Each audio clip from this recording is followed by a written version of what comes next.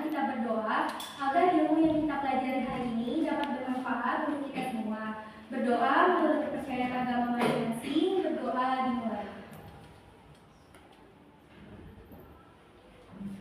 Berdoa selesai.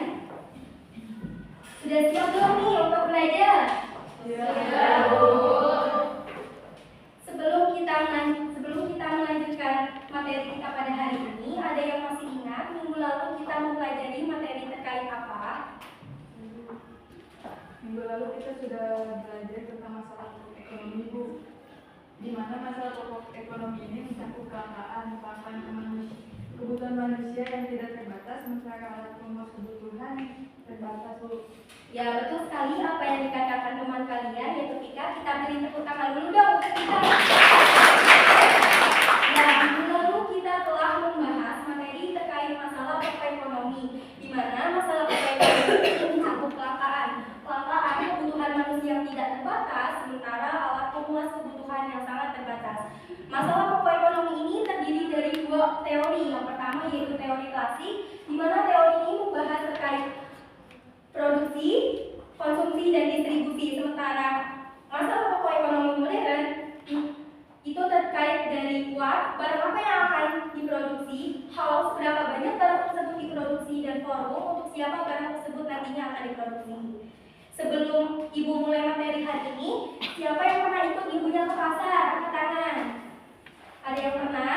Nah, kalian pernah nggak sih berpikir ketika kalian belanja ke pasar itu kadang harga barang itu kadang naik, kadang turun?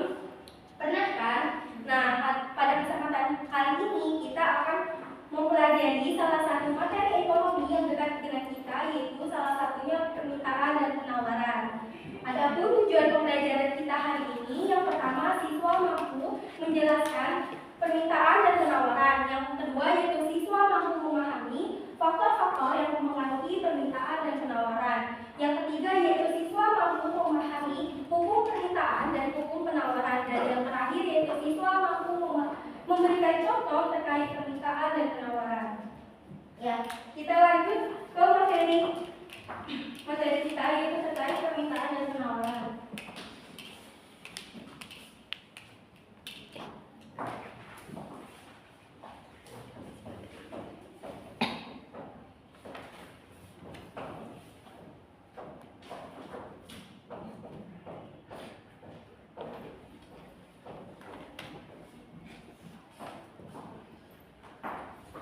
Adapun untuk strategi yang akan Ibu gunakan pada kesempatan kali ini berbeda dengan minggu lalu ya, di mana minggu lalu Ibu menggunakan problem based learning. Pada kesempatan hari ini Ibu akan menggunakan strategi kooperatif, di mana nantinya di awal Ibu akan menjelaskan materi kepada kalian terlebih dahulu, kemudian Ibu memberikan tugas kepada kalian yang nantinya harus dikerjakan oleh kalian, dan salah satu kelompok harus mempresentasikannya ke depan kelas. Nah, langsung saja pada materi permintaan dan penawaran. Permintaan adalah sejumlah barang dan jasa yang ingin atau mampu dibeli oleh konsumen dalam berbagai tingkat harga tertentu dan dalam kurun waktu tertentu. Sementara penawaran adalah sejumlah barang dan jasa yang mampu dijual produsen dalam berbagai tingkat harga tertentu dan dalam kurun waktu tertentu. Permintaan dan penawaran ini tidak akan terjadi apabila tidak ada faktor yang mendorongnya. Adapun faktor yang mendorong permintaan dan penawaran ini akan dijelaskan satu persatu terlebih dahulu. Yang pertama yaitu ada permintaan. Faktor yang mempengaruhi permintaan, yang pertama yaitu ada pendapatan konsumen. Kenapa sih pendapatan konsumen itu bisa menjadi salah satu faktor pendorong permintaan? Dikarenakan ketika seorang konsumen memiliki pendapatan yang tinggi, ia cenderung membeli barang itu dengan lebih dibandingkan ketika ia memiliki pendapatan yang rendah. Itu dapat mengurangi faktor permintaan. Yang kedua ada jumlah penduduk. Ketika suatu wilayah memiliki jumlah penduduk yang besar, itu juga dapat meningkatkan permintaan yang ada. Sementara ketika jumlah penduduknya sedikit, itu juga dapat mempengaruhi penawaran yang ada. Dan yang terakhir yaitu selera konsumen. Selera konsumen ini mencerminkan apa sih yang diinginkan oleh konsumen tersebut. Nah, selera di mana ketika seorang konsumen memiliki selera yang tinggi terhadap suatu barang, itu juga dapat meningkatkan sebuah permintaan yang ada. Jadi selera konsumen merupakan salah satu faktor dari permintaan, bukan penawaran. Selanjutnya Ibu akan membahas faktor yang mempengaruhi strategi penawaran. Yang pertama yaitu ada biaya produksi. Ketika biaya produksi ini tinggi seperti biaya tenaga kerjanya meningkat dan biaya bahan bakunya meningkat, ini juga dapat meningkatkan penawaran yang ada. Ini dapat menurunkan penawaran yang ada. Yang kedua ada dalam pemerintah dalam sektor pajak, di mana ketika pajak naik ini juga dapat menurunkan penawaran yang ada dikarenakan produsen enggan memproduksi barang dikarenakan harga pajak tersebut yang mahal. Sampai di sini ada yang ingin ditanyakan? Ya Bu, izin bertanya. Tadi kan Ibu membahas terkait pengertian, permintaan dan penawaran. Di kedua pengertian itu ada dalam berbagai tingkat harga tertentu. Itu maksudnya apa ya Bu? Ya, dalam berbagai tingkat harga tertentu, permintaan dan penawaran barang dan jasa ini yaitu harga yang ditentukan pada saat itu juga. Dan ketika harga tersebut berubah, maka permintaannya juga berubah. Contohnya, ketika seorang produsen menjual sebuah apel dengan harga 10.000 per kilonya, maka konsumen akan membeli apel tersebut sebanyak 3 kilo. Nah, sementara ketika harga apel itu naik menjadi 15.000 per kilonya, maka konsumen akan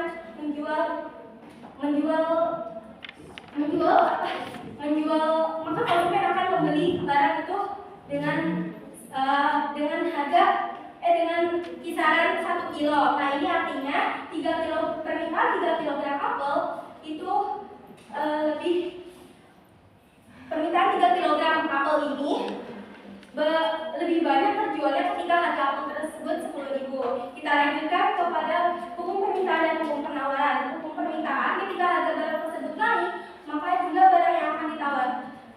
Hukum permintaan, ketika harga barang tersebut naik, maka jumlah barang yang diminta akan turun. Ketika harga tersebut turun, maka jumlah barang yang akan diminta naik. Kemudian hukum penawaran, ketika harga barang tersebut naik, maka jumlah penawarannya akan naik. Ketika harga barang tersebut turun, maka jumlah penawarannya juga akan turun. Nah, di sini seperti yang Ibu bilang di awal, Ibu akan membagi menjadi 6 kelompok, di mana setiap kelompok ini akan mempresentasikan hasil diskusinya nanti. Ibu membagi menjadi 6 kelompok, yang depan kelompok 1, kelompok 2, kelompok 3, kelompok 4, kelompok 5, dan kelompok 6.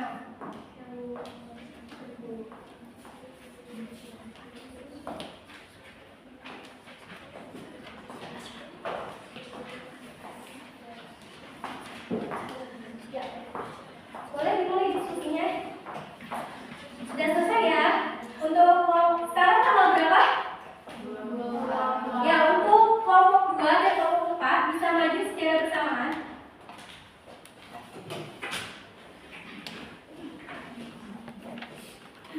Kelompok 2 mau membahas contoh permintaan.